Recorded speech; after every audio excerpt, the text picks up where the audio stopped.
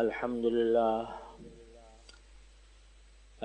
لله نحمده ونستعينه ونستغفره ونؤمن به ونتوكل عليه ونعوذ بالله من شرور أنفسنا ومن سيئات أعمالنا من يهده الله فلا مضل له ومن يضلل فلا هادي له وأشهد أن لا إله إلا الله وحده لا شريك له وأشهد أن سيدنا ونبينا ومولانا محمدا عبده ورسوله صلى الله تعالى عليه وعلى آله وأصحابه وبارك وسلم تسليما كثيرا أما بعد فأعوذ بالله من الشيطان الرجيم بسم الله الرحمن الرحيم شهر رمضان الذي أنزل فيه القرآن هدى للناس وبينات من الهدى والفرقان فمن شهد منكم الشهر فليصم آمنت بالله صدق الله مولانا العظيم.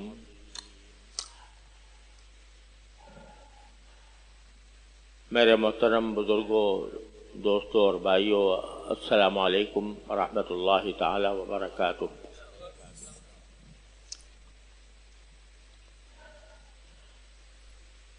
شعبان کا مہینہ اب ختم ہونے کے قریب ہے اور رمضان المبارک کی آمد ہے۔ امید ہے کہ انشاءاللہ آئندہ جمعرات کو یا جمعہ کو پہلا روزہ ہوگا۔ اس رمضان کے آنے سے پہلے ہمیں یہ حکم ہے کہ اس کا شوق و ذوق سے استقبال کریں۔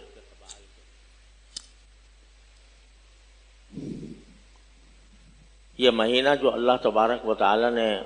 اپنے فضل و کرم سے رحمتوں اور برکتوں کا مہینہ رکھا ہے،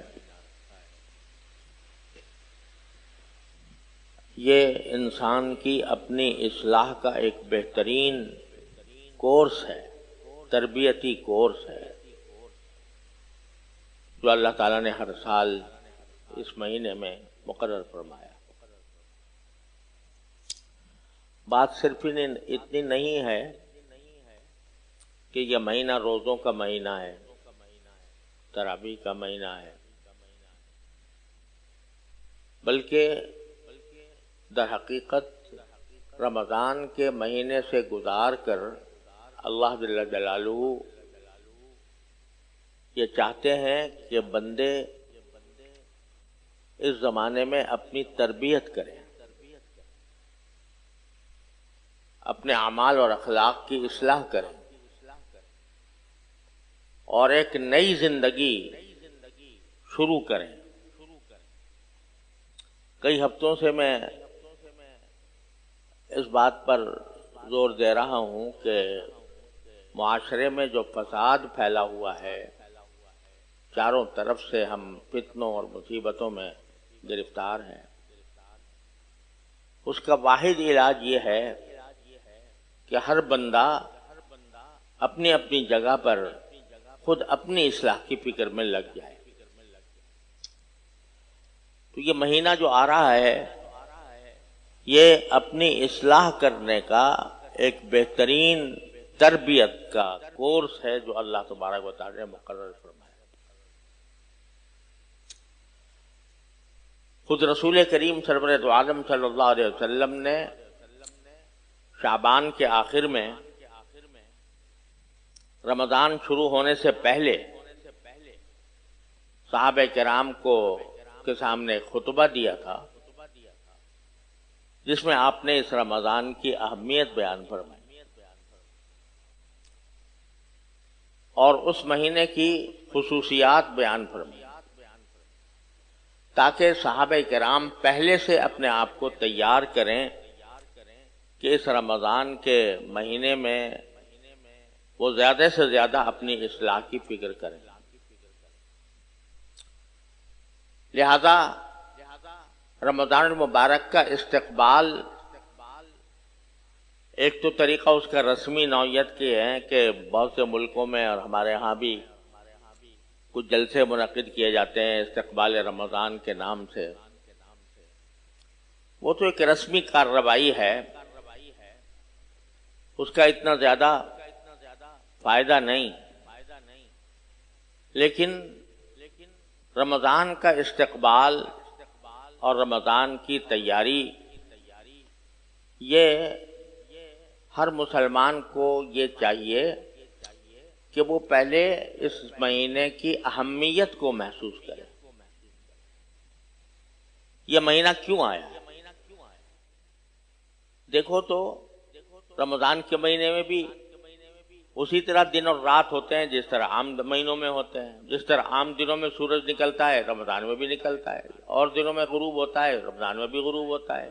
اور دنوں میں دن اور رات آتے ہیں رمضان میں بھی آتے ہیں۔ دیکھنے کے اعتبار سے کوئی فرق نظر نہیں آتا رمضان کے دنوں میں اور عام دنوں میں، لیکن اللہ تبارک و تعالی نے اس مہینے کو اپنے ساتھ ایک رابطہ اور تعلق کا اور تقدس کا رشتہ اس کے ساتھ قائم فرما دیا کہ رمضان کا مہینہ یہ اللہ تبارک و تعالیٰ کا مہینہ، اور اس کی مختصر اور آسان لفظوں میں تشریح یہ ہے کہ ہم سال کے 11 مہینے اس طرح گزارتے ہیں کہ اس میں زیادہ تر ہماری سوچ بچار اور دوڑ دھوپ کا محور یہ دنیاوی زندگی ہوتی ہے، کھانا کمانا اور سونا جاگنا، اسی میں ہمارے اوقات زیادہ تر اوقات صرف ہوتے ہیں۔ ٹھیک ہے، اس میں اللہ تعالیٰ جن کو توفیق دیتا ہے تو 5 وقت کی نمازیں بھی پڑھ لیتے ہیں، لیکن اگر 5 وقت کی نمازوں کو جوڑ کر دیکھا جائے تو سب ملا کر گھنٹہ 1.5 گھنٹے سے زیادہ نہیں، باقی 23.5 گھنٹے یا 23 گھنٹے یا 24 گھنٹے 23 گھنٹے جو گزرتے ہیں وہ سب ہمارے اپنے ذاتی اپنے کھانے کمانے میں یا اپنے جسم کو آرام دینے میں یا جسم کی تربیت کرنے میں صرف ہوتے ہیں۔ حالانکہ جب انسان کو پیدا کیا گیا تھا تو اللہ تبارک و تعالیٰ یہ فرماتے ہیں کہ وَمَا خَلَقْتُ الْجِنَّ وَالْإِنسَ إِلَّا لِيَعْبُدُونَ، میں نے جنات اور انسانوں کو صرف اس کام کے لیے پیدا کیا تاکہ وہ میری عبادت کریں۔ تو اصل مقصد جب زندگی کا عبادت ہوا تو ہونا تو یہ چاہیے تھا کہ 24 گھنٹے ہی عبادت ہوتی، زیادہ زیادہ تھوڑا وقت کھانے پینے کے لیے نکال لیا جاتا، تھوڑا وقت جو ہے وہ اپنے بشری حاجتوں کو پورا کرنے کے لیے نکال لیا جاتا، گھنٹہ 2 گھنٹہ 2.5 گھنٹہ، باقی سارا وقت عبادت میں خرچ ہوتا۔ لیکن اللہ تبارک و تعالیٰ نے یہ کرم فرمایا کہ یہ کہہ دیا کہ بھائی عبادت کے لیے دن میں تو ہم تمہارے اوپر 5 نمازیں بس فرض کرتے ہیں، 5 نمازیں پڑھ لیا کرو، اور باقی اوقات میں تم اگر کھاؤ کماؤ گے بھی اور اچھی نیت سے کھاؤ کماؤ گے، صحیح طریقے سے کھاؤ کماؤ گے تو ہم اس کو بھی عبادت میں شمار کر لیں گے۔ یعنی جیسے تجارت ہے یا ملازمت ہے یا زراعت ہے، یہ اپنی ذات میں تو عبادت نہیں ہے، یہ تو انسان کے اپنے پیٹ کے لیے انسان یہ کام انجام دیتا ہے. لیکن اللہ تعالیٰ نے فرمایا کہ اگر تم اچھی نیت سے کام کرو گے کہ بھئی میں اپنے نفس کا حق ادا کر رہا ہوں، اپنے گھر والوں کا حق ادا کر رہا ہوں، اور حلال طریقے سے کمائی کر رہا ہوں، اور جو کمائی کروں گا وہ حلال طریقے سے کروں گا، حرام سے اپنے آپ کو بچاؤں گا، تو اللہ تبارک و تعالیٰ نے اپنے فضل و کرم سے اس کو بھی عبادت شمار کر لیا. حقیقت میں عبادت نہیں تھی. کھانا کھا رہے ہیں تو بھئی اپنی پیٹ پوجا کرنے کے لیے کھا رہے ہیں، بھوک مٹانے کے لیے کھا رہے ہیں، لذت کے لیے کھا رہے ہیں. لیکن اللہ تبارک و تعالیٰ فرماتا ہے جب میری ذکر کے ساتھ اور صحیح نیت سے اور صحیح طریقے سے سنت کے مطابق کھانا کھاؤ گے تو ہم نے تمہیں کھانا کھانے کو بھی عبادت قرار دے دی. اللہ تعالیٰ کا یہ فضل و کرم ہے. لیکن انسان کا معاملہ یہ ہے کہ جب اس کو چھٹی ملی کہ بھئی چلو تم کھاؤ بھی، کماؤ بھی، روزی بھی حاصل کرو اور دنیا کے دوسرے کام بھی انجام دو، جب انسان کو چھٹی ملی تو اس کا سارا ذہن، ساری سوچ، ساری دوڑ دھوپ وہ اس دنیاوی کام میں لگ گئی، اور وہ یہ بھول گیا کہ میں آیا کیوں تھا اس دنیا میں، کس مقصد کے لیے آیا تھا. بس لگا ہوا ہے صبح سے شام تک روزی کمانے میں لگ کے زیادہ سے زیادہ کس طرح پیسے حاصل ہو جائے، زیادہ سے زیادہ کس طرح مجھے رزق مل جائے، کس طرح میرا منصب ہو جائے، میں لوگوں میں مشہور ہو جاؤں، وغیرہ وغیرہ. اس دوڑ دھوپ میں سارا وقت گزارا. ٹھیک ہے 5 وقت کی نمازیں پڑھ لی جیسی کہ ایسی پڑھ لی، لیکن زیادہ وقت جو ہے وہ گزر رہا ہے ایسے کاموں میں جو دنیاوی کام ہے. تو اب یہ کچھ اوقات اللہ تبارک و تعالیٰ نے ایسے رکھے ہیں کہ یہ جو ہمارے اوپر غفلت طاری ہو جاتی ہے،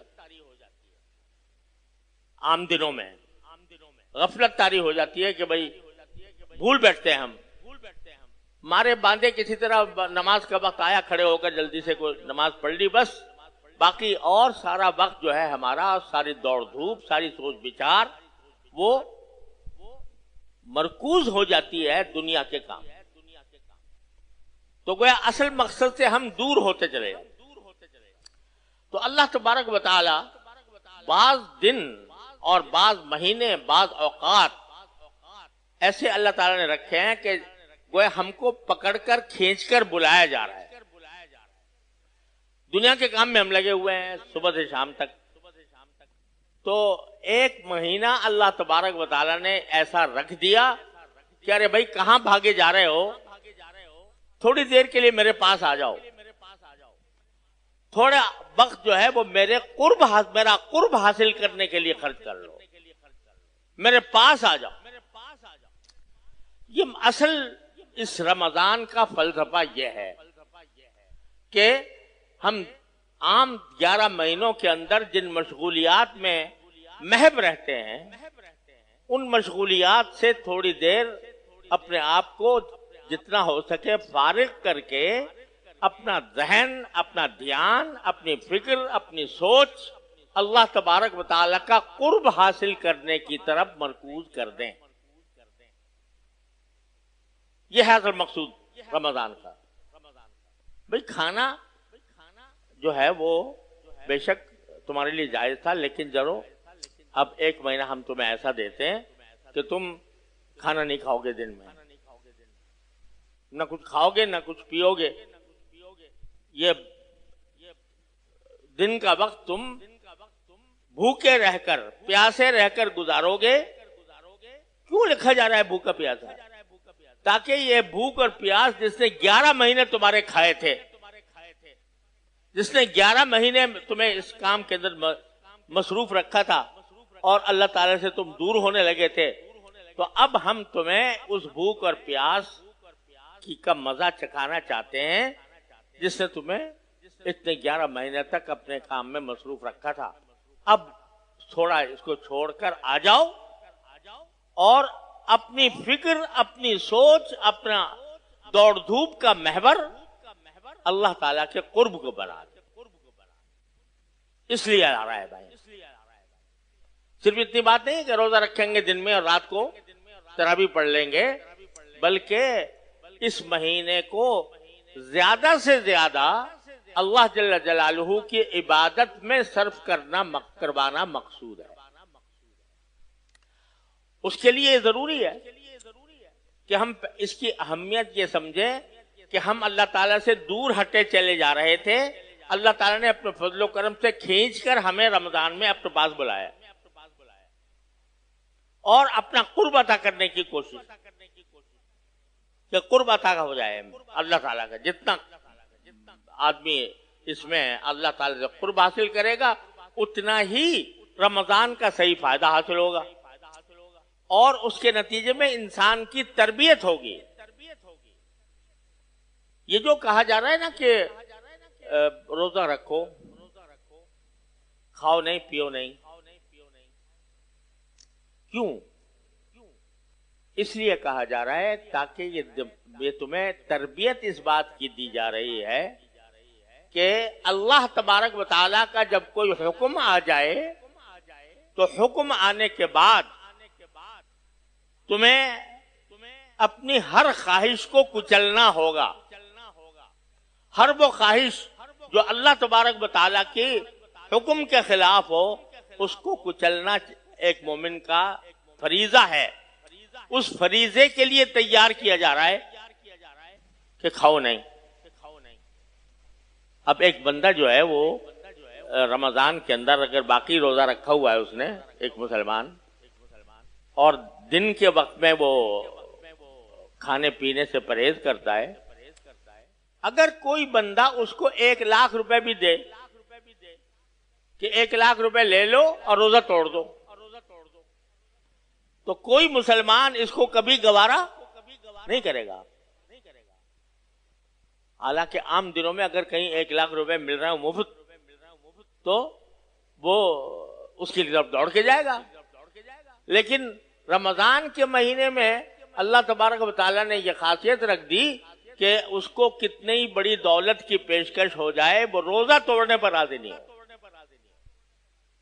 چاہے بھوک لگ رہی ہو چاہے پیاس لگ رہی ہو۔ یہ اس بات کی ٹریننگ دی جا رہی ہے، اس بات کی تربیت دی جا رہی ہے کہ اللہ تعالیٰ کے حکم کے آگے ہر خواہش قربان، بھوک بھی قربان، پیاس بھی قربان۔ یہ ایک مومن کا سب سے بڑا وصف یہ ہونا چاہیے کہ جب اللہ تبارک و تعالیٰ کا کوئی حکم آ جائے تو نہ وہ عقلی گھوڑے دوڑائے، نہ اس کی حکمتوں کی طرف جائے کہ بھئی کیوں دیا گیا یہ حکم، بلکہ بس اللہ کا حکم آ گیا سر تسلیم خم ہے۔ اس بات کی تربیت دینا مقصود ہے اس رمضان کے مہینے میں، اور اللہ تبارک و تعالیٰ کا قرب سب سے زیادہ اسی میں حاصل ہوتا ہے کہ انسان کی خواہش کسی ایک طرف جا رہی ہے لیکن وہ اللہ تعالیٰ کی خاطر اس خواہش کو کچل کر اللہ تعالیٰ کے حکم کی تعمیل کرتا ہے۔ جتنا یہ کام کرے گا اتنا ہی اللہ کا قرب حاصل ہوگا۔ تو یہ مہینہ اللہ تبارک و تعالیٰ کا قرب حاصل کرنے کا ایک بہترین زمانہ ہے جو اللہ تعالیٰ نے مقرر فرمایا۔ جب یہ بات ہے تو پھر کوشش یہ کرنی چاہیے کہ رمضان کے مہینے میں ہم صرف روزے اور تراویح پر اکتفا نہ کریں، بلکہ رمضان کا جتنا زیادہ حصہ ہم اللہ تبارک و تعالیٰ کی عبادت میں صرف کر سکیں اتنا ہی اس رمضان کا صحیح فائدہ حاصل ہوگا۔ اللہ تعالیٰ کی طرف سے اس میں توفیق بھی ہوتی ہے۔ یہ جو حدیث میں آتا ہے نا کہ رمضان المبارک کے اندر شیطانوں کو قید کرنے کا جو ذکر آیا ہے حدیث میں کہ شیطان اس میں باندھ کر رکھے جاتے ہیں، اس کا مطلب یہ ہے کہ اس میں ہر مسلمان کو اس زمانے میں کچھ رغبت بڑھ جاتی ہے اللہ تعالیٰ کے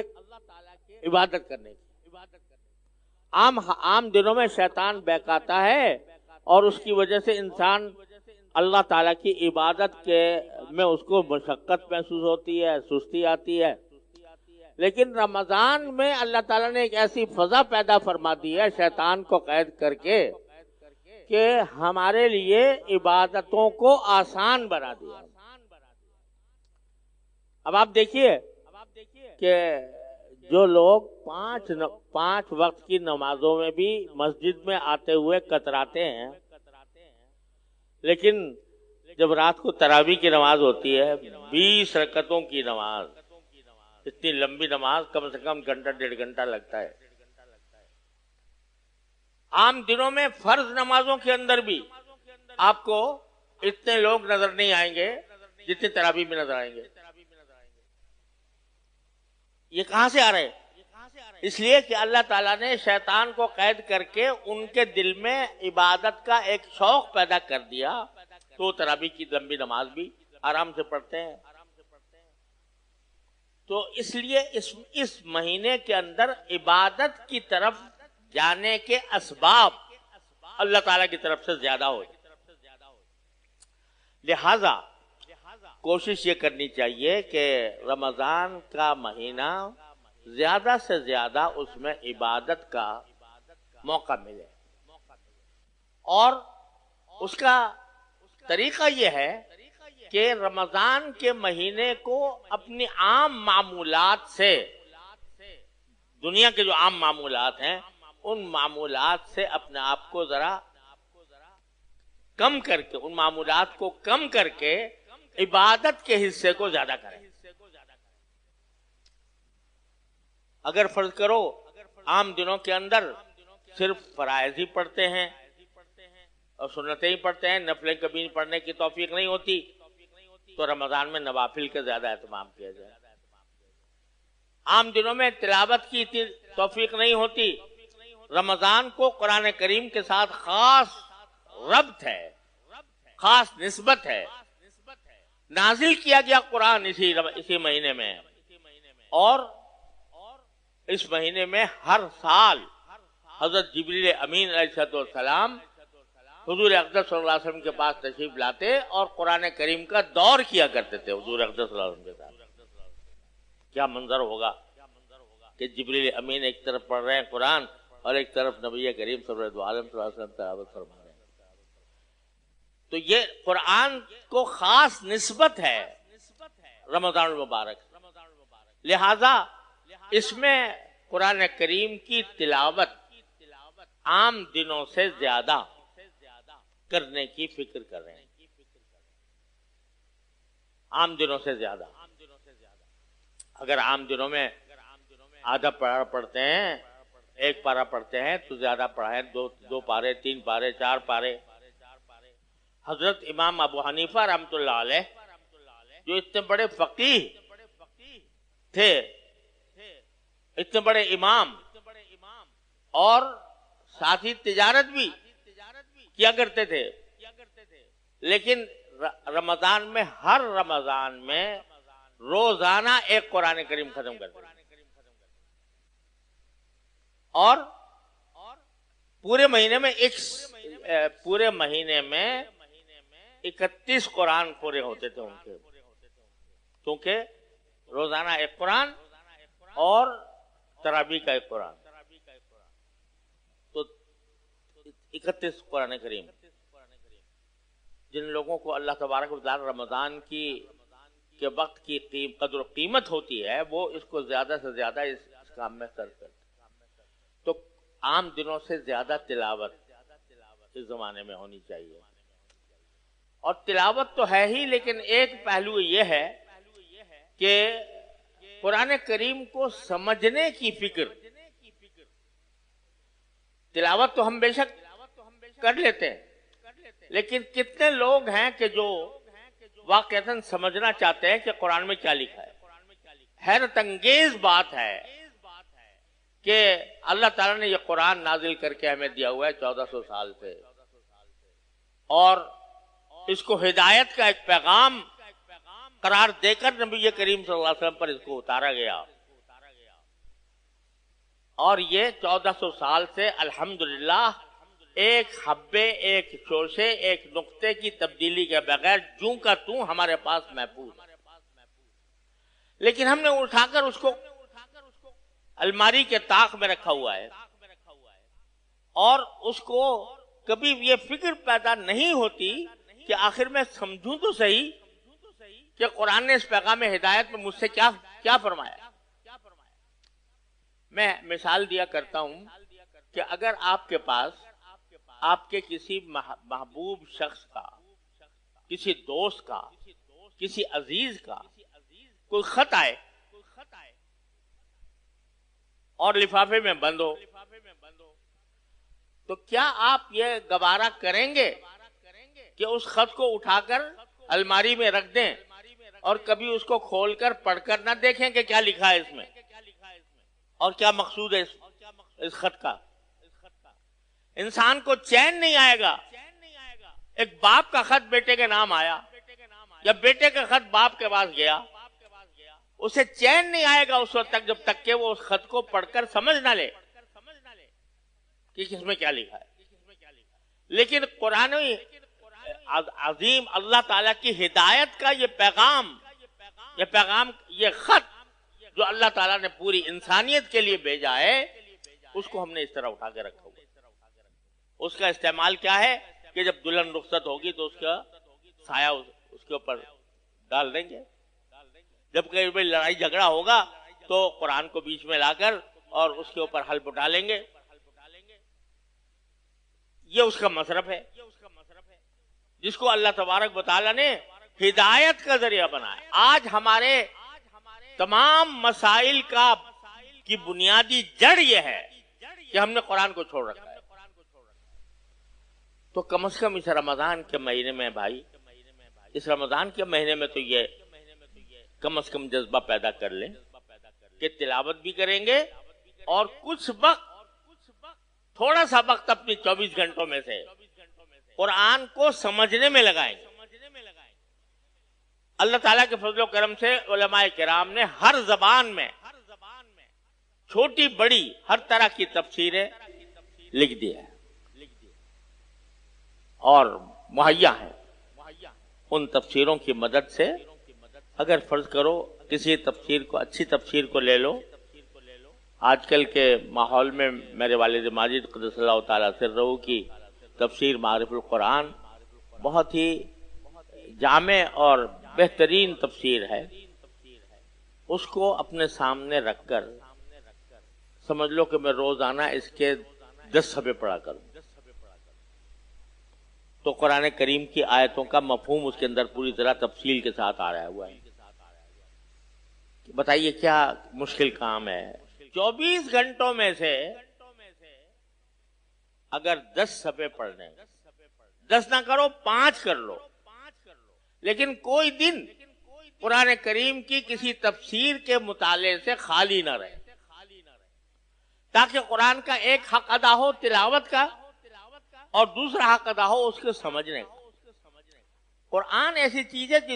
زندگیوں میں انقلاب لے کر آتا ہے۔ اگر اس کو سچ سے سمجھ کر پڑھو گے تو انشاءاللہ معلوم ہوگا کہ زندگی میں انقلاب آ رہا ہے۔ اس طرح اپنے مصروفیات کو کم سے کم کر کے زیادہ وقت اللہ تعالیٰ کو قرب حاصل کرنے کے لیے، نوافل کے لیے، تلاوت کے لیے، قرآن کریم کو سمجھنے کے لیے خرچ کرنے کی کوشش کریں۔ ابھی سے اس کا کچھ پروگرام بنائیں کہ جب رمضان آئے گا تو میں اپنی مصروفیات کو کس طرح کم کر سکتا ہوں۔ یہ ہے استقبال رمضان کا۔ اللہ تبارک و تعالیٰ اپنے فضل و کرم سے ہم سب کو اس کی توفیق عطا فرمائے اور رمضان کی انوار و برکات سے ہم سب کو سرفراز فرمائے۔ وآخر دعوانا الحمدللہ۔